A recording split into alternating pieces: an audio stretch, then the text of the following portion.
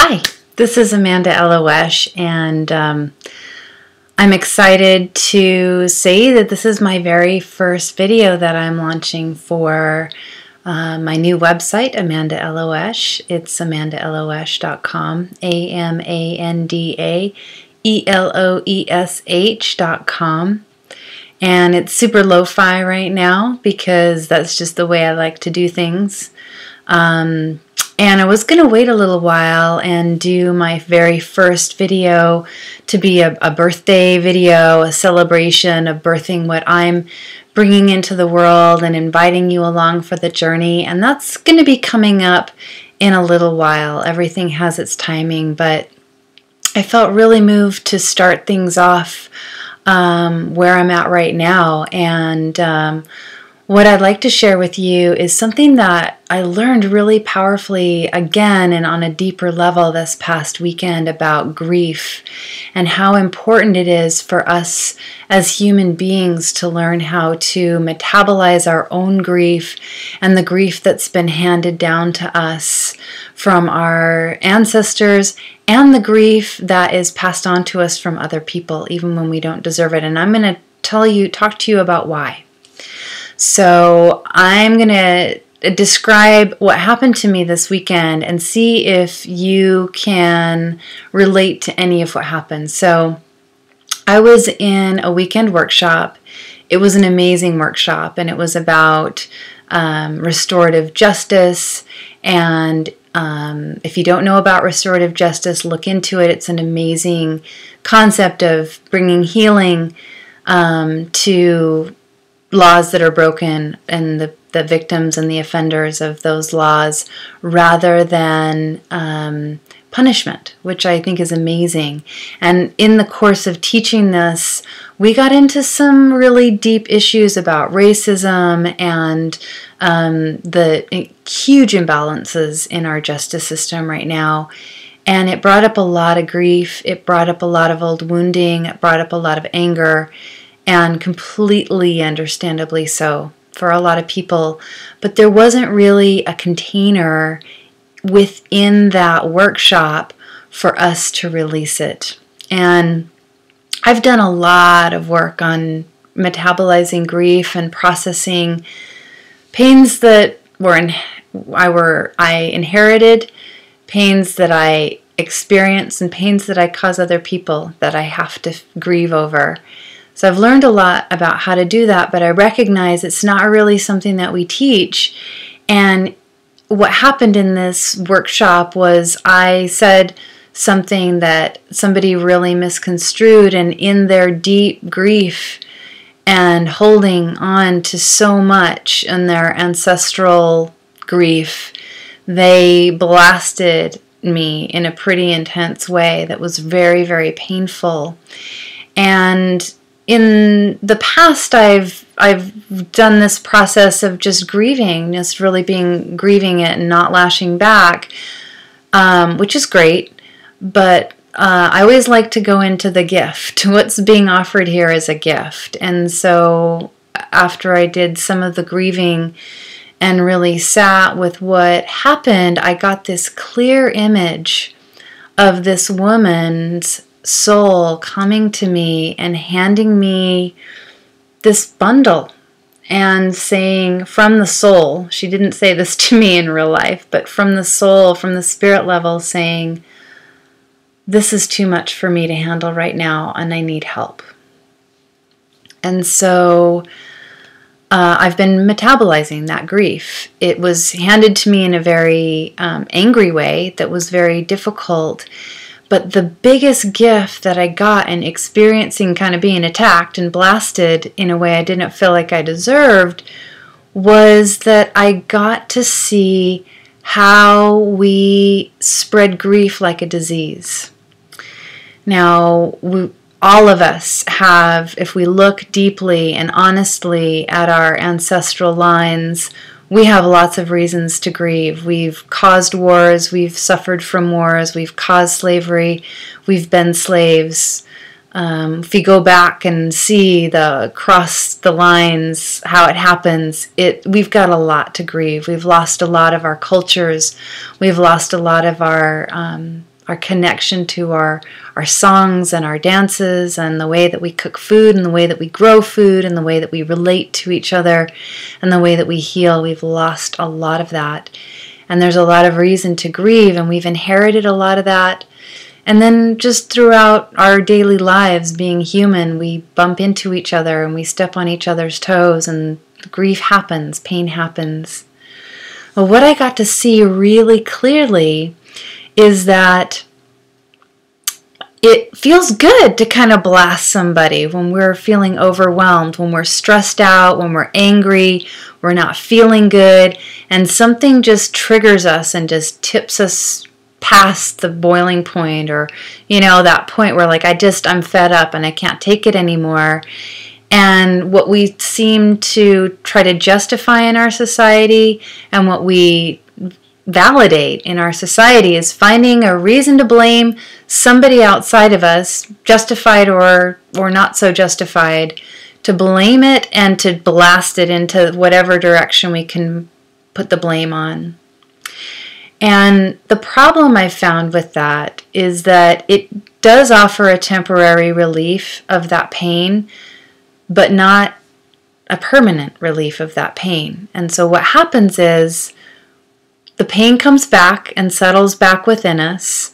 We haven't actually addressed it. We've just kind of fed it, given it some nourishment and a reason to be there, and even more strongly. And then because we recreated it, we blasted it out there and expressed it outwards in a way that was projected as an attack, blasting it back at somebody, it doubles, at least it doubles the harm that we do. And I hadn't ever really seen it in such a clear way before. And it made me realize how important it is. And I didn't even recognize it totally in the moment this time, but I was sharing my grief with my friends, and I was crying and going through my experience of letting go and just saying, I don't believe in passing it on. I don't believe in passing it back and bouncing it back and engaging and making it worse, or, I believe in just metabolizing it and sitting with the grief. And because I didn't take it personally and I really felt her soul, it actually became an incredibly deep, deep grief that I've been crying about for the past 18 hours or so.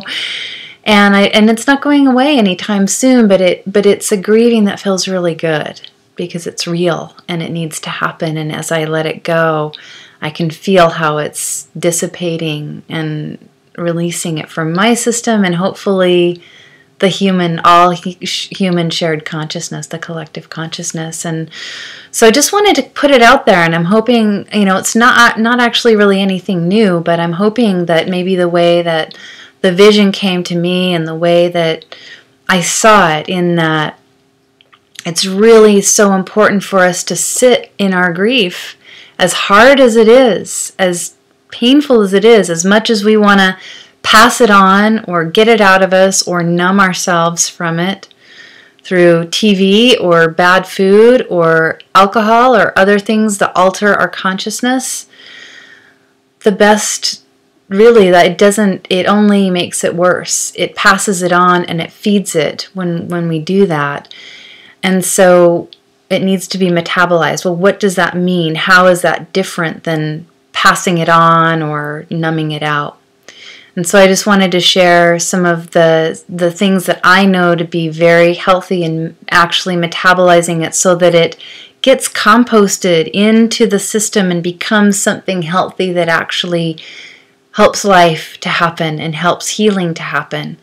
So one really, really easy thing is some physical movement. It could be really intense, a really intense workout. It could be, I like to dance. I really like to dance, and I like to make my dance a conscious prayer to the holy and to, the spirits that need to be fed. And so I like to dance and move that way. Yoga is also a really great way for me to release the grief from my body. I do a lot of toning, like just breathing into the places that feel like they're holding that pain and like sighing it out or making some kind of vocalization of it. Sometimes it's yelling, I try to make sure I do it at times and in places where I'm not going to upset or startle or frighten anybody. Another way is talking about it with somebody who knows how to hold it. So somebody who's not going to amplify it, who's not going to feed into the drama, who's not going to try to soothe you and make it all feel better, but somebody who can just really be present and listen and help by holding that story with you. There can just be conscious grieving, like just allowing yourself to cry, which is what I've been doing. And that's such a beautiful offering. I like to actually I'm looking at my altar. I like to sit at my altar and cry. And that's a beautiful offering. I really feel how it releases it from my system in a way that's witnessed by my spirit guides. And I like, when I'm doing conscious grief work, I like to call in my ancestors and any ancestors who are connected to the grief or the harm that I'm grieving. Another thing this brings me to is a way of metabolizing the grief is the Ho'oponopono practice, which if you haven't heard of it, it's so miraculous. It's had such a powerful impact. And it's a Huna Hawaiian practice. I'm sure you can find it online, Google it. There are 4 steps to it. The first one is, and you can do it one-on-one with a person, or I do it on the spirit realm at my altar again. I ask for my guides to be present and hold space. I ask for the spirit of that person and their ancestors to be present and their guides to be present and hold a sacred space for this experience. But you can also just do it, as a drama therapy enactment or a sacred theater enactment, however it works for your soul and for your circumstances. So you, to the person, whether they're there in front of you or not, you say you're sorry. And I try to apologize in every way I can possibly think of, for anything I did, for anything that brought that circumstance of pain to happen. I own the whole thing. You own the whole thing. It's not a guilt-causing, saying sorry. It's an empowered, I'm going to own this whole experience and take charge of making it better. So apologizing for everything, even if in your ego mind you didn't do anything, you still apologize for every single piece that went awry. The second is to ask for forgiveness from that person, and I ask for complete absolution and liberation along with the forgiveness from all and for all. And I get these last 2 mixed up because they're both yummy, and I don't know that the order is important. But they're important that they happen.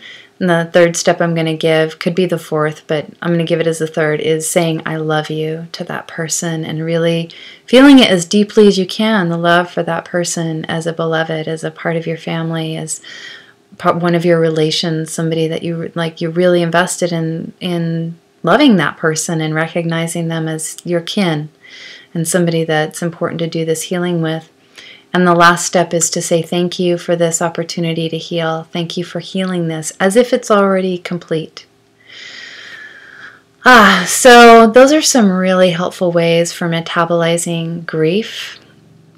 Art projects, dance, as I mentioned, putting some physical art piece together, like a collage or a sculpture if you're inclined that way.